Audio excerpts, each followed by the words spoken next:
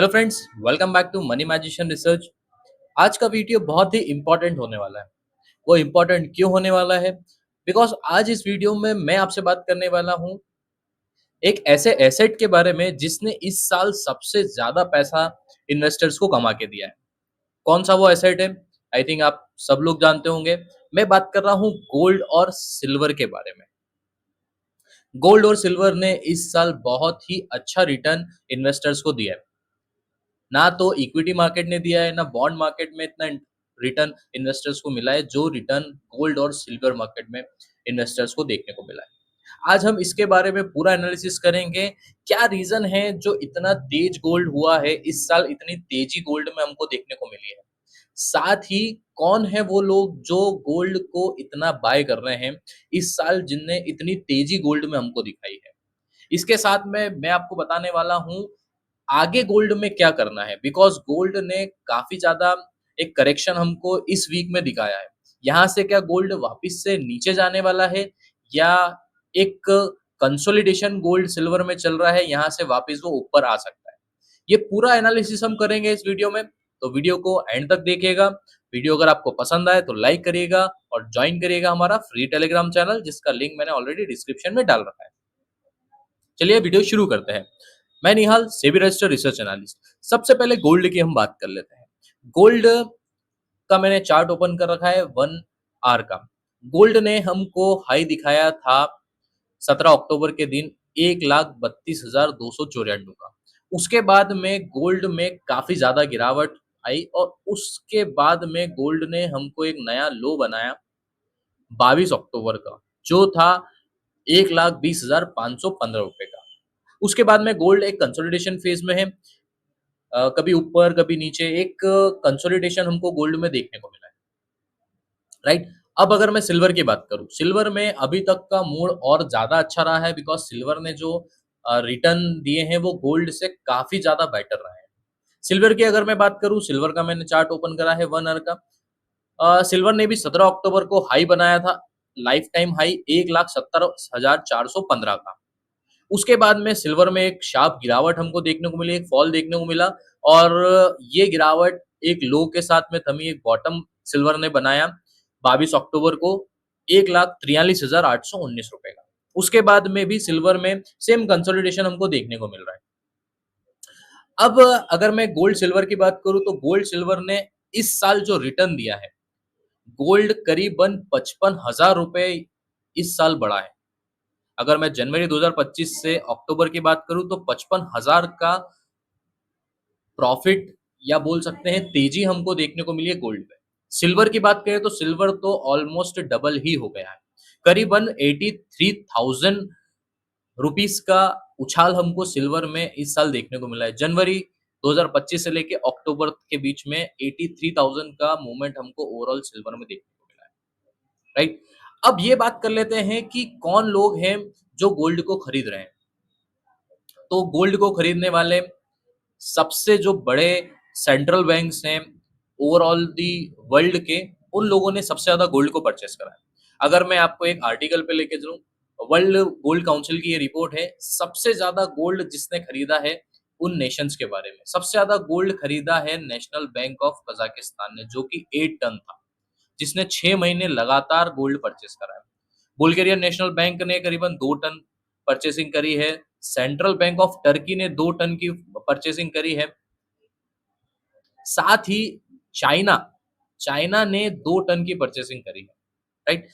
ये सारे देशों ने गोल्ड में काफी अच्छा पैसा लगाया है इस साल में, जिस कारण से गोल्ड की कीमतों में काफी ज्यादा तेजी हमको देखने को मिली। वहीं पे किन नेशंस ने गोल्ड को बेचा? जर्मनी ने गोल्ड को बेचा, रशियन फेडरेशन ने गोल्ड को बेचा, सिंगापुर ने गोल्ड को बेचा, उज्बेकिस्तान रिपब्लिक ऑफ नेशन ने गोल्ड को बेचा। ये लोग नेट सेलर रहे हैं गोल्ड के। बाकी 70% ऑफ द वर्ल्ड बैंक ने गोल्ड को परचेस करा है। अब ये गोल्ड को परचेस करने का रीजन क्या रहा है, क्यों इतना गोल्ड को परचेस करा जा रहा है, इसके बारे में हम बात कर लेते हैं। गोल्ड को परचेस करने का सबसे बड़ा रीजन है ग्लोबल इकोनॉमी में अनसर्टेनिटी। आप देख रहे होंगे ओवरऑल ग्लोबल वॉर काफी ज्यादा बढ़ गए हैं। आप उसमें इसराइल की बात कर लो, आप रशिया यूक्रेन की बात कर लो, आप इंडिया पाकिस्तान की बात कर लो, ओवरऑल वर्ल्ड में ग्लोबल वॉर काफी ज्यादा बढ़े हैं, जिस कारण से एक असर्टेनिटी हमको इकोनॉमी में देखने को मिली है। वो एक बड़ा रीजन है गोल्ड में बाइंग करने का, सिल्वर में बाइंग करने का सेंट्रल बैंक्स का। जब भी ऐसा कुछ माहौल मार्केट में बनता है, जब भी ऐसी कोई अनसर्टेनिटी वर्ल्ड में आती है, जब हमें गोल्ड और सिल्वर सबसे बेस्ट एसेट लगते हैं अपना पैसा लगाने के लिए, बिकॉज इनको एक टर्म में और बुलाया जाता है जिसको बोला जाता है सेफ हेवन, राइट। उस टाइम पे इक्विटी मार्केट गिरते रहते हैं, बॉन्ड मार्केट गिरते रहते हैं, एसेट क्लास सारी गिरी रहती है, सिर्फ गोल्ड और सिल्वर ही वहां पे हमको पैसा कमा के देने की ताकत रखते हैं। और वैसा ही इस साल हुआ, पूरे साल में गोल्ड और सिल्वर ने धमाकेदार रैली हमको पूरे साल में दिखाई। अब गोल्ड में गिरावट क्यों आई है, ये एक बहुत बड़ा बोल सकते हैं अभी के माहौल में चल रहा है कि गोल्ड यहाँ से अब बढ़ेगा या और गिरता जाएगा। बिकॉज गोल्ड ने जब हाई बनाया था 17 अक्टूबर को, और उसके बाद से करीबन 5% का फॉल गोल्ड में हमको देखने को मिला है। उसके हायर लेवल से 1,32,000 के लेवल से गोल्ड हमको गिरता हुआ दिखा है। करीबन 12,000 13,000 पॉइंट गोल्ड वहां से गिर चुका है। सिल्वर की अगर मैं बात करूं, सिल्वर में हमको गिरावट देखने को मिली है हायर लेवल से करीबन 27,000 रुपए तक की। तो बहुत सारे इन्वेस्टर हैं हमारे जिनने हमको रिक्वेस्ट करा था कि सर इसके ऊपर एक डिटेल एनालिसिस वीडियो बनाओ, तो वही मैं आपको बताने वाला हूं कि अब गोल्ड में क्या हो सकता है, या ये गिरावट कहां तक जा सकती है। यहाँ से एक रेंज बाउंड हमको मार्केट दिखेगा, या वापिस से तेजी हमको गोल्ड में सिल्वर में देखने को मिलेगी। तो बात कर लेते हैं सबसे पहले गोल्ड के बारे में। गोल्ड की तेजी के जो लेवल हैं, जो मैंने आइडेंटिफाई करे हैं, जो मुझे लग रहे हैं, वो है 1,24,650। गोल्ड में एक बहुत ही अच्छा पैटर्न मैंने आइडेंटिफाई करा है जिसको हम बोलते हैं ट्रायंगल पैटर्न। ट्रायंगल पैटर्न में गोल्ड ने ट्राई करा था 17 अक्टूबर को जब गिरा था, उसके बाद में एक रिवर्सल हमको देखने को मिला था गोल्ड में। 22 तारीख को गोल्ड ने एक हाई बनाया, ओपन हुआ 1,24,000 के आसपास। उसके बाद में सेकंड अटेम्प्ट गोल्ड ने करा 23 अक्टूबर को उस हाई को ब्रेक करने का, बट वो ब्रेक ना करते हुए वापस से एक फॉल हमको गोल्ड में देखने को मिला। वापस से थर्ड अटेम्प्ट गोल्ड ने कोशिश करी कल के दिन, बट वो वहां पे भी फेल हुआ। तो अब हमें ये देखना है कि ये रेसिस्टेंस जो है इंपॉर्टेंट है 1,24,650 का। इसके ऊपर अगर गोल्ड हमें जाता हुआ दिखता है आने वाले दिनों में, तो ही हम इसमें एक तेजी का रुख रख सकते हैं।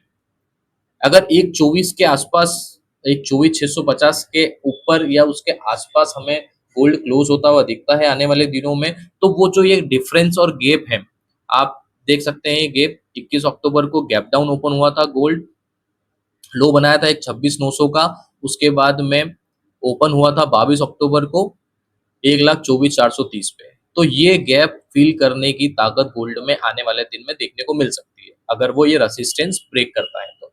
सपोर्ट की अगर मैं बात करूं, तो सपोर्ट में एक ट्रेंड लाइन हमको दिख रहा है। अभी मैं जो सपोर्ट लेके चल रहा हूँ रिसेंट, वो है 1,21,000 रुपए का। अगर 1,21,000 के नीचे गोल्ड हमको जाता हुआ दिखता है, तो ये गिरावट और ज्यादा हमको आने वाले दिन में देखने को मिल सकती है। तो हम लोगों को इस लेवल के बीच में ही गोल्ड में पोजीशन बनानी है, और इन लेवल के ऊपर या नीचे गोल्ड जाता हुआ दिखता है तो हमें मंदी और तेजी करनी है, राइट। अब बात कर लेते हैं सिल्वर के बारे में।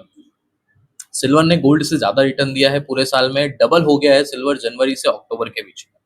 सिल्वर की अगर बात करूं, तो सिल्वर में एक बड़ा पैटर्न मेरे को देखने को मिला है जिसको हम बोल सकते हैं एक हेड एंड शोल्डर पैटर्न। उसके साथ में एक छोटा पैटर्न भी मैंने आइडेंटिफाई करा है जो कि है एक डबल बॉटम का, राइट। अब इन दोनों बीच के लेवल्स में हमको देखना है कि सिल्वर कहाँ जा सकता है। सिल्वर की अगर मैं रेसिस्टेंस की बात करूं, तो सिल्वर मुझे लग रहा है 1,49,600, जो कि एक इंपॉर्टेंट रेसिस्टेंस है सिल्वर का। अगर इसके ऊपर आने वाले दिन में हमें जाता हुआ दिखता है, तो तेजी हमको ज्यादा दिख सकती है सिल्वर में। करीबन करीबन तेजी हमको 1,55,000 के आसपास तक की सिल्वर में वापिस आते हुए दिखती है। वहीं पे अगर सपोर्ट की बात करूं, तो सपोर्ट में लेके चल रहा हूं 1,44,000 रुपए का। इसके नीचे अगर आने वाले दिन में सिल्वर बंद होता है, तो ये गिरावट बहुत ज्यादा हो सकती है। नियर टर्म अगर गिरावट की मैं बात करूं, तो 1,40 भी सिल्वर आ सकता है आने वाले दिन। तो ये इंपॉर्टेंट लेवल है गोल्ड और सिल्वर के, इनके बीच में ही मार्केट आने वाले दिन में दिख सकता है। अगर इन दोनों लेवल्स के ऊपर या नीचे आने वाले दिन में गोल्ड सिल्वर निकलते हैं, तो ही हम तेजी और मंदी का रुख मार्केट में अपनाएंगे। ये एक डिटेल एनालिसिस वीडियो था गोल्ड एंड सिल्वर का। अगर वीडियो आपको पसंद आए तो बिल्कुल लाइक करिएगा और कमेंट करिएगा। आपके जो भी डाउट्स हैं सिल्वर गोल्ड को लेके, हम लोग कोशिश करेंगे उसको जल्द से जल्द सॉल्व करने की। तो आज के लिए इस वीडियो में इतना ही। वीडियो अगर आपको पसंद आए, चैनल को सब्सक्राइब करिएगा और ज्वाइन करिएगा हमारा फ्री टेलीग्राम चैनल, जिसका लिंक मैंने ऑलरेडी डिस्क्रिप्शन में डाल रखा है। तो थैंक यू। जय हिंद।